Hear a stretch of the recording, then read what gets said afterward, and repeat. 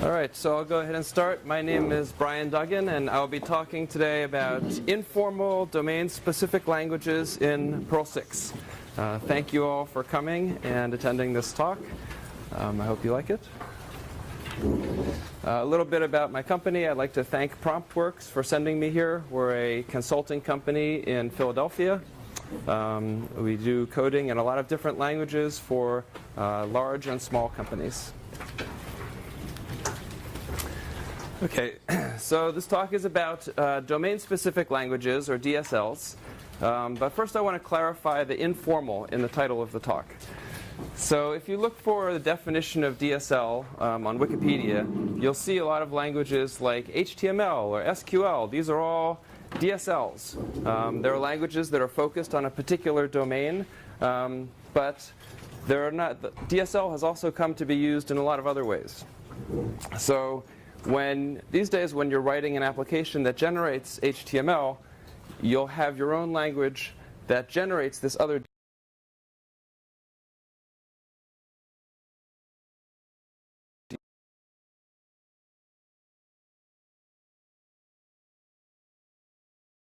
DS and a little bit more down. Those are called DSLs. Those are the informal DSLs. They don't have specifications, even though they're languages.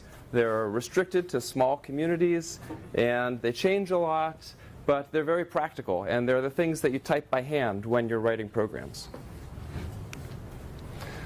A few examples, so templating languages. If you look on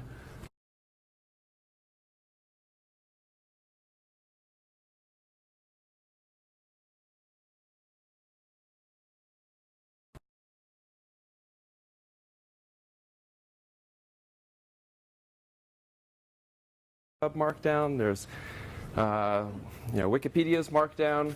For SQL generation, we have ORMs. There are also a lot in different languages. In Perl, there's DBIX class or rows. Then in Python, SQL alchemy. In Ruby, there's Errol. And these are all ways of avoiding writing SQL. But you still have your own little isolated informal DSL to generate these languages. Web microframeworks are another example. The cute syntax that you use to generate your routes, where you say get this, post that, and it generates routes. Those are also informal DSLs.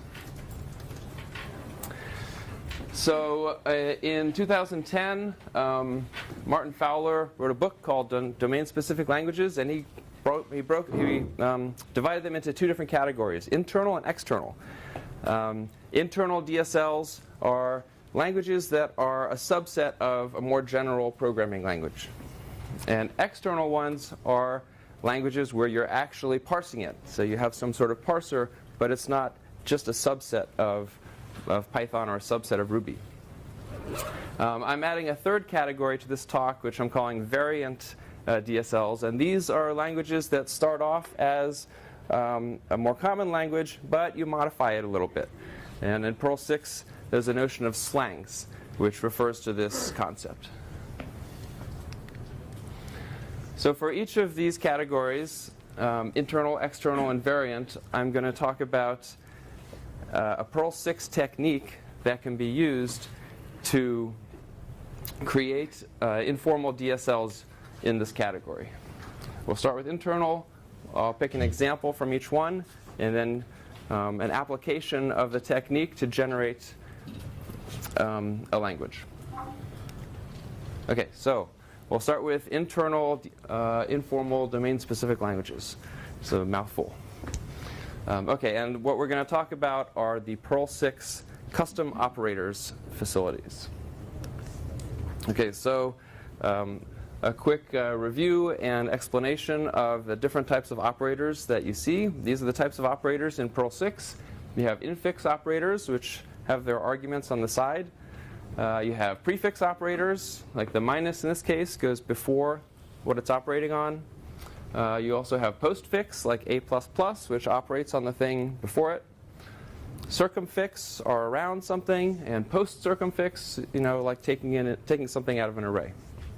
So these are all the different types of operators. And you can see that some of them take one argument, some of them take two arguments, right? So the infix and the prefix and the postfix each take only one argument. After all, they're really just functions. And circumfix takes one argument. Infix and post-circumfix take two arguments. So already, even though you can write a plus b, you can also use operators in what's called a noun form. So if you take the plus and you put some brackets around it and you put an ampersand in front of it, then instantly you've turned your operator into a function that takes two arguments. And conversely, you can go the other way. So if you have any subroutine that takes two arguments, you'll automatically have an infix operator. So here we have an example of saying we make a subroutine called plus twice, which takes the first argument and adds 2 times the second argument. And you can call it with the arguments afterwards, but you can also put an ampersand in front of it, put brackets around it, and then you can say 1 plus twice 2. So out of the box, without doing anything crazy, you already have some interesting constructs for any subroutine that takes 2 arguments. But of course, what you really want to do is take symbols and use those as arguments. You don't want to put brackets and ampersands everywhere. And to do that, you can define an operator using this syntax. So we say sub infix colon and then less than, and then the operator goes in between the angle brackets, and then you say the operators. So if we want to say, I'd like to use the word plus to add 2 things together, we say sub infix plus, and it returns x plus y. And then you can say 1 plus 2. And you get 3. So you can do other things too. Let's say you want to make a prefix operator at, or plus or postfix operator plus plus plus, okay, which modifies the argument, then adds 3 to it. So here we have z equals at 10, and then we say z plus plus plus. So what's it going to come out to?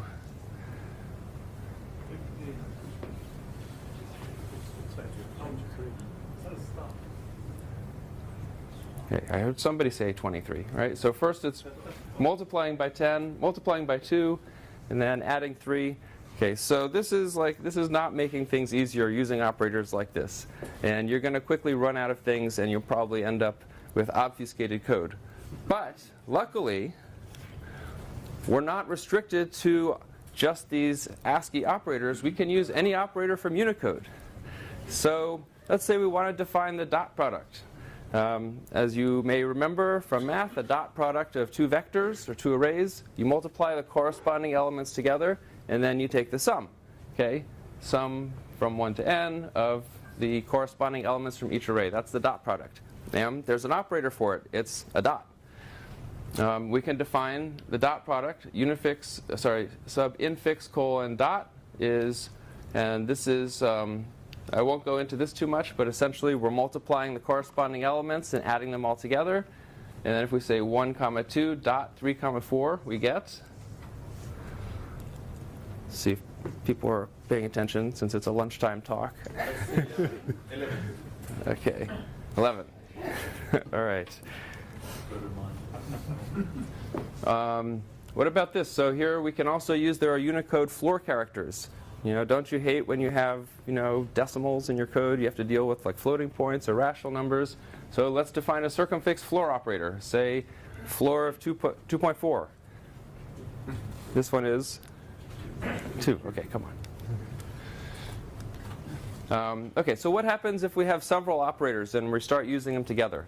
So let's say we have a plus operator here, the word plus, and a times operator, which is the word times. We say 1 plus 2 times 3. What do we get? Trouble. Yep. Trouble. Cobol. Oh, COBOL.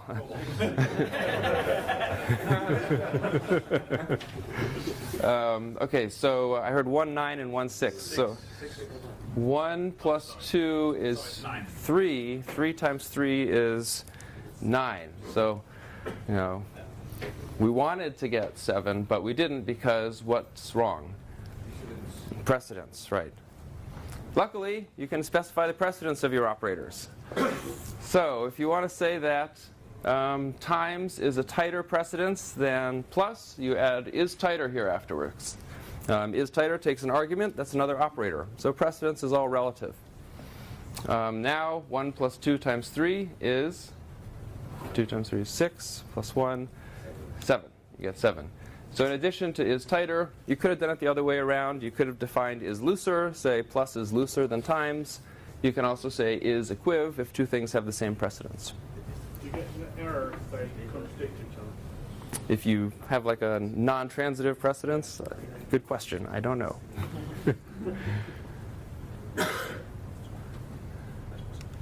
Okay, what about chaining operators? So let's say we have this operator to the power, which is I don't know COBOL, but it seems like it could be a COBOL operator where we want to raise the first argument to an exponential value.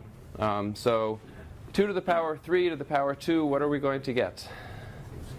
64, because it's going to be 2 to the 3 to the 2, so 8 squared. But what's happening here is we have 2 to the 3 to the 2, and it's 2 to the 3 to the 2. But really it should be this way. If we're mathematicians, it should be 2 to the 3 squared. So in this case, what is it that we want to change? The associativity. So luckily, you can change the associativity of your operators too. Okay, so if it's right associative, then you say is assoc right. And now 2 to the 3 to the 2 is 512. Yes. Okay.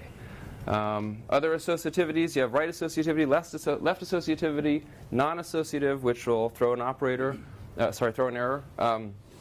You have this thing called chain associativity, which is really cool because the less than operator has chain associativity, so you can say 1 is less than 2 is less than 3, which means 1 is less than 2 and 2 is less than 3. You also have list associativity, which says take all of these things and let me just make a multi-valued function that I can operate on all of them at once. The cross product is list associative. Okay, so let's look back at something simple, subtraction. Let's say we make up, okay, we want to define what it means to subtract one string from another string. So we say it's substituting all occurrences of the first string with the empty string. Okay, so we're going to say this is what it means. You take a string and you subtract a letter. It's like deleting all of those letters from the string. So house minus u is hose. All right. So then, what happens when we say 32 minus 2? Uh-oh, not good, right? Now we get 3. So that's unfortunate because we don't want 32 minus 2 to be 3. Luckily, no good. Okay, luckily we can fix that. We can give types to our operators. To our arguments. So we define the arguments, we say they are strings, stir $x and stir $y, and instead of a sub, it's now a multi. So we have multiple dispatch for functions and multiple dispatch for arguments. So now, when we have a house and a u, which are both strings, and we have 32 minus 3, we get the correct thing. We get hose for the strings, but we still get 29 for the numbers. Do you ever run into problems if it's ambiguous as to type? I mean, I write programs all the time in Perl 5 where it's not clear until I use it whether it's a 32 as a string or a number. Well, luckily, it's optional. So Perl 6 has, they call it gradual typing or optional typing. So if you don't put the type in, you could run into problems. It's right. So it's up to you whether you want to put the restrictions on or not.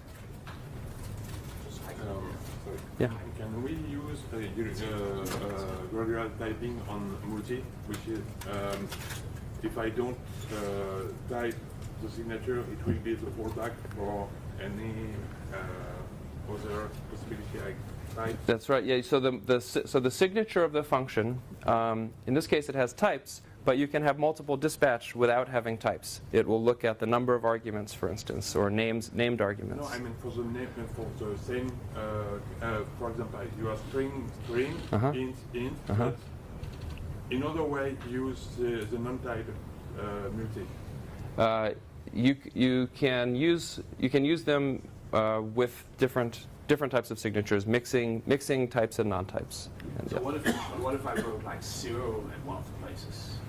in the documents? we'll get to that in a second. I'm going to have a few more. Okay, so what if we put in things like constants? I think this is what you're saying, right?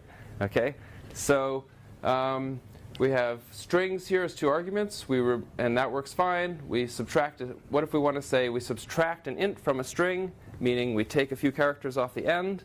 And if we put a constant here, that also takes precedence. So here we can say an escalator minus electricity, and we get stairs. Even though they're strings, we have a more narrow type than the string type. So we get, we can take the A's out of catamaran, we can subtract 6 letters from catamaran, and then 10 minus 5 still works. Okay, here's an example. So Python has this really nice operator, actually. It's called the % operator, and you can use it. There are 2 different ways to format strings in Python. One is with format, and one is with %. The % one is very nice. It takes a string, and then it takes either a number or a list, and it kind of works like sprintf. So we can make % work like that in Perl 6 if we want to. So here we say when you have a string and a number, we just do an sprintf. If you have a string and a list, you do the same thing. You flatten your list. You pass it as arguments to sprintf. Then we can say this is %d, and it'll put the 40 where the %d is. We can say pi is about 0.2f, e is about 0.2f, and that's the symbol pi, and that's e. And so this works just like that. We get this is 40, pi is about 3.14, e is about 2.72. So let's look at an application of this to some of the examples in the beginning for domain-specific languages. So generating SQL. So some of the techniques that you might see in various DSLs, in various ORMs or ways of generating SQL, you'll see method chaining, where you'll have you'll keep calling like join or do something like this, and at the end of the day you get your SQL. You'll see operator overloading sometimes, and then more common than not, you see I'm calling it data structure abuse, where you've got like, okay, all arrays mean or, and hashes mean and, or you have nested data structures which somehow get turned into SQL. How many people have worked with ORMs or use ORMs sometimes? Okay, so at least you guys, know what I'm talking about with some of these constructs. So we have new techniques with some of those things that we just talked about. The operators can, all those operators could be used to generate SQL. So we could write something like this: user plus address, name equals Ed, and full name equals Ed Jones, where we're using equals and we're going to redefine those depending on the type of what's coming in. We can use the post-circumfix operator to filter things. And the way we would do that is we would have, for instance, we would have a table class, and then the infix plus takes 2 tables. So user and address then would take 2 tables and generate something else. Similarly, we could do something with equals and we could say, all right, equals takes 2 columns, or maybe takes a column and a value, and returns a filter of some sort. And then we could do something else. So you have a lot of flexibility if you're designing an ORM or something to generate SQL in Perl 6. But what I think is interesting is that although operators can be used to generate SQL, operators have already been used to express SQL. Namely, before there was SQL, there was relational algebra. So in the 70s, when E.F. Codd came up with SQL, he first started talking about the mathematics behind it and how you would express queries in this algebra. And he had definitions for things like projection, selection, rename, natural join, semi-join, all these things that we now use SQL to express. So what we could do in Perl 6 is, instead of inventing something new, we could reuse some of these operators that already have well-defined semantics for querying data. So, for instance, we could have the infix bow tie operator make a natural join. And then you could say users join addresses like that. And in fact, you wouldn't be making up something new because there's already precedent for the way these operators behave. You could do the same thing with the projection operator, turn it into a select. So project name and age would turn that into a select statement. Conclusion of this section is that custom operators are very cool, and when you're making a subset of a language into a DSL, they are a good way to do that in Perl 6. Okay, so part 2 is external informal domain-specific languages.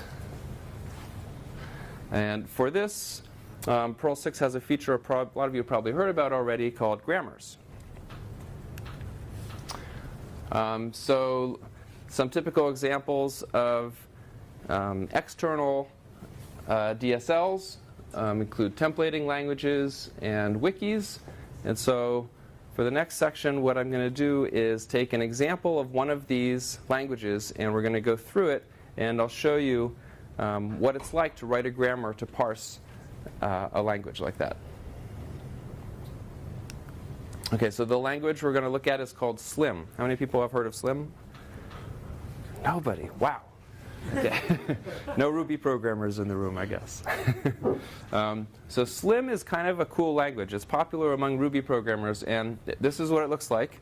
It's indentation based, and it sort of starts like this. It has HTML over here, and then you indent a little bit, you get head, indent a little bit more for title, and then you can go back for body. And so it's very terse. So it's actually kind of nice because you can type things out, you just indent, and then instantly you get this like nested, this nested HTML comes out of it. You don't have to type any angle brackets, and so it's actually pretty cool. Okay, so let's take a look. First, we're going to look at how we could parse this language, and then we're going to look at how, given the structure that we just saw as an input, we're going to generate a data structure that's the DOM, an HTML DOM. And it sounds hard, but it's actually not too bad. Okay, so parsing a language. So I'm going to go, this is going to be a little bit of an overview, and you can refer to the documentation for more details about how some of these things work. So essentially, Perl 6 has grammars. They're first-class objects in Perl 6. Declaring a grammar is kind of like declaring a class, except instead of declaring methods, you have regular expressions which are associated with the grammar. So we have a collection of regular expressions here. Certain types of regular expressions are called rules, and some of them are called tokens. So if a regular expression doesn't do any backtracking, it's called a token. And if the white space in your regular expression is significant, then it's called a rule.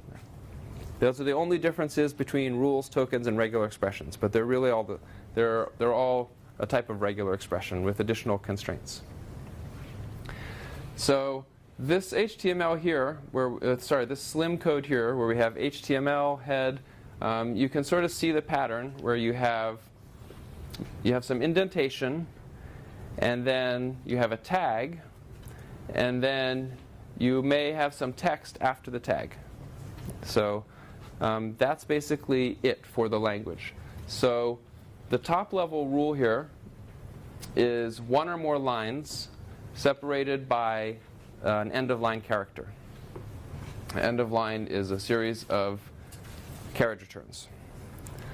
So if we parse this particular code, if we parse this using this grammar, we end up with a match object. So this is a nested data structure, and the structure looks like the rules that we just had in our grammar. So we end up with a sequence of lines, and each line has a tag, and it may have some indentation.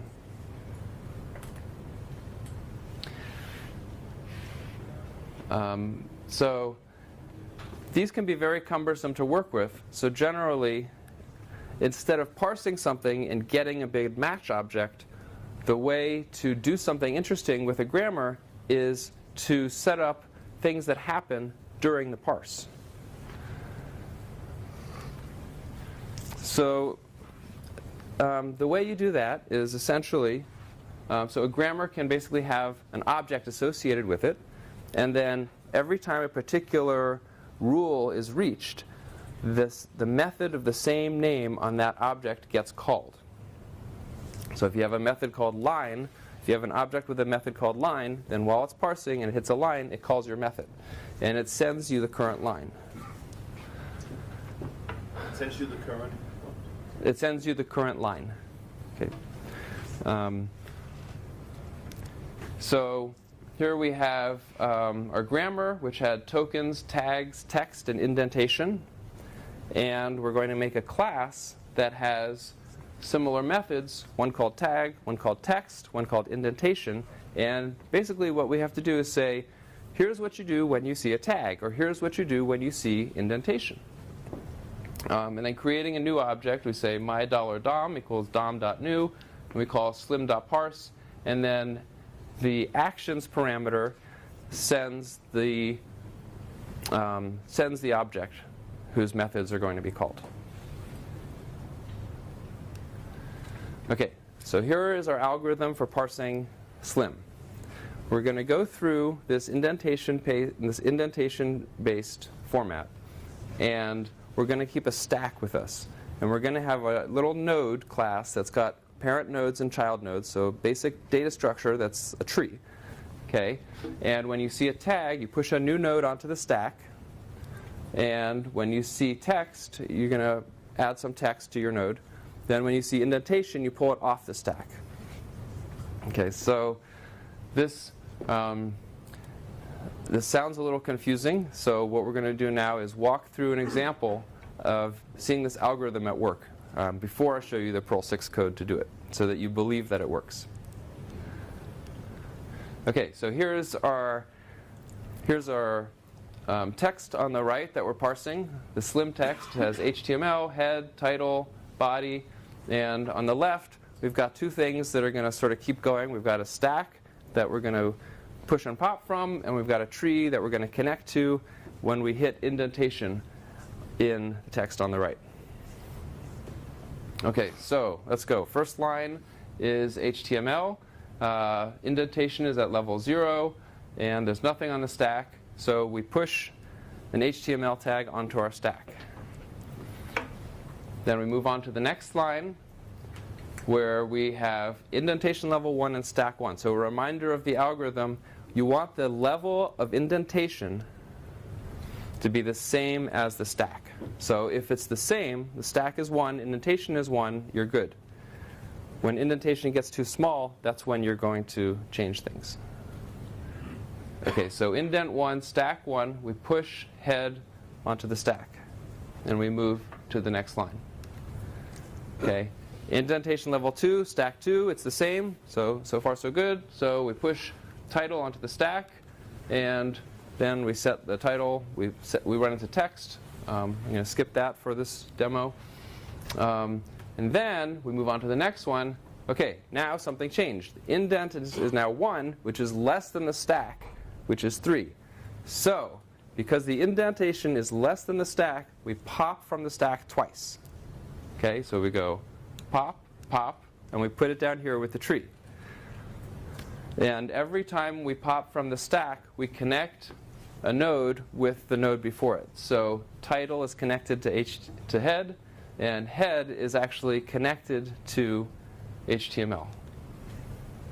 Okay, so now our stack is down to 1, and our tree it sort of looks like a linked list at this point. Okay, we move on to the next one, which is H1. Oh, sorry, and we push the body on afterwards. Then we move on to the next tag, which is H1. Okay, again, now we're back where we have indent and stack are the same. So all we have to do is push the H1 on. And then we run into the text. We set the text of the H1. And then finally, we get back to level 0. Once again, indent is below stack. So we are going to pop from the stack 3 times and attach these.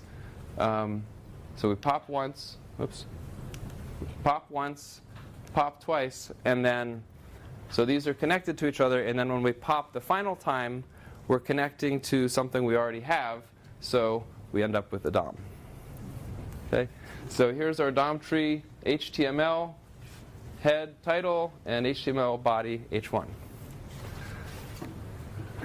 So it's a little tricky to walk through that, but what's kind of cool is you can apply the same thing to making an abstract syntax tree when you're parsing a language. I'm not going to do that. Okay, so what does this look like in Perl 6?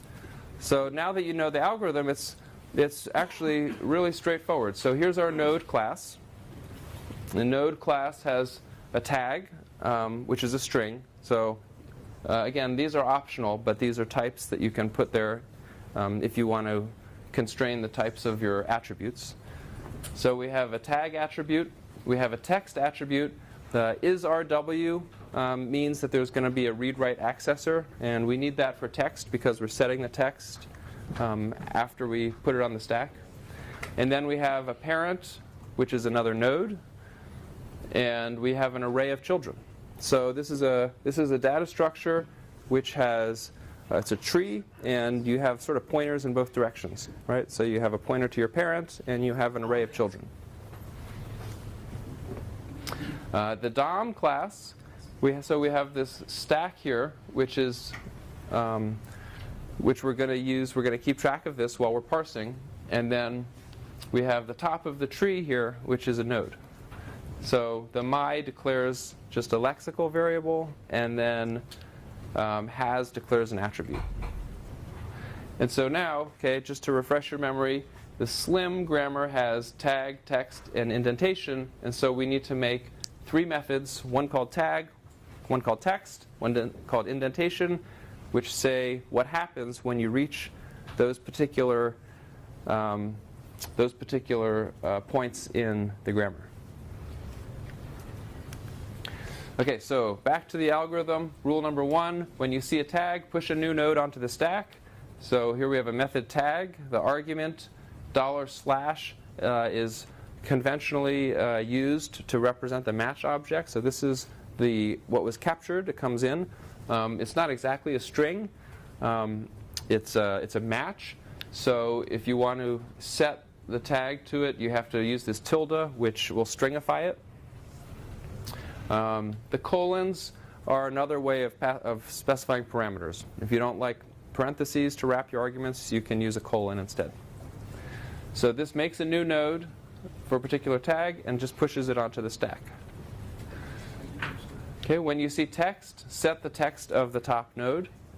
So here we have a method called text, and we just say the top node, you say *-1 to reference the top node, .text equals the incoming text. Okay, so not that much to it.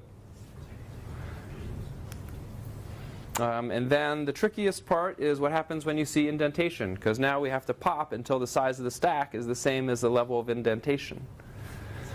Okay, so basically, once you sort of say it explicitly, it's not that bad. While at stack is greater than at $indent. Okay, so there's a little bit of magic here because the $indent refers to the element of the match object that's named indent. So before we started this, you saw that there was an indent in some of the matches, and that'll tell you how many levels of indentation you have. So that $node is popping off of the top of the stack. And then this with essentially is just saying make sure it's defined. So it's kind of like if and then do an assignment, but only if it's defined.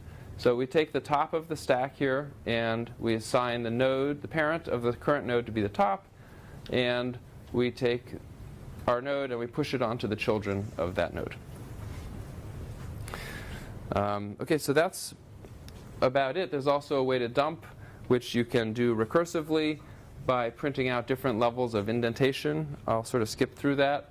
But all in all, the code is not too bad for doing all that parsing. Okay, and here's what you get. Okay, so for a couple of minutes here, I'm going to say a few words about slangs. Essentially, slangs are a structured way to modify the grammar. So Rakudo, the implementation of Perl 6, uses NQP, which has Perl 6 : grammar, which is just like the grammar that you just saw, except it's actually parsing Perl 6, and you can mess with it. So this is what you can do right now with slangs. So at the beginning, in the begin block during compile time, if you print out the keys of %lang, you'll see Perl 6 grammar, Perl 6 actions, and all of the things that are being used to parse your current program. They're also available in variables called $tilde named after the different languages. So $main refers to the parser of the main program. And you can get the grammar, and you can get the actions. So if you want to see, this, by the way, is called the language braid. So all these different languages are being used together to parse your Perl 6 program. So if you want to change one of them, well, first, if you want to see what they look like, you can say --target equals parse, and you'll see the parse tree that's generated while your Perl 6 program is being parsed. Then, if you look in the source for Perl 6, you can see the definitions of these, and they look just like the grammar that we just made up. So you might see, so they have these things like statement, statement list, name, identifier. And if you want to modify it, like let's say instead of sub, we want to use the word lambda, then essentially you can redefine the token. And you can say this token now, instead of matching the string lambda, matches the string, instead of sub, matches the string lambda. Very quickly, there's a handy operator for taking a grammar. Just like you can take a class and apply, we just saw something called a partial class, which is like a little piece of a role. So Perl 6 has something called but, which says, make this little anonymous role that has these methods and override those methods in this particular object. And you could do the same thing with grammars, where you can override a few tokens in a grammar. So long story short, you say lang main equals the main grammar, but this is what my subs look like. They start with lambda instead of starting with sub. So that's sort of a long explanation for something that sort of makes sense at the end. The but just kind of changes one little piece of it. I'm going to finish real quick. I'm almost out of time, and then I'll see if I can take a question. And then after that, you can say lambda foo, and instead of saying sub foo, and it'll declare a sub for you. And by the way, if you put it somewhere else, these changes to the grammar are lexically scoped. So inside a scope, you can use the grammar you just made up. There are a few examples of slangs in the ecosystem already. I won't talk too much about those, but you can look them up.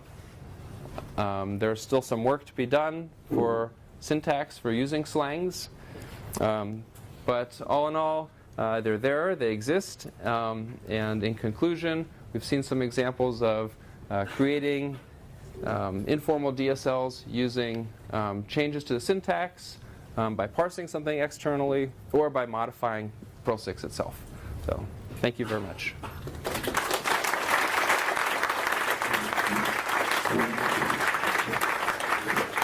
I'm out of time, but come talk to me afterwards if you have questions.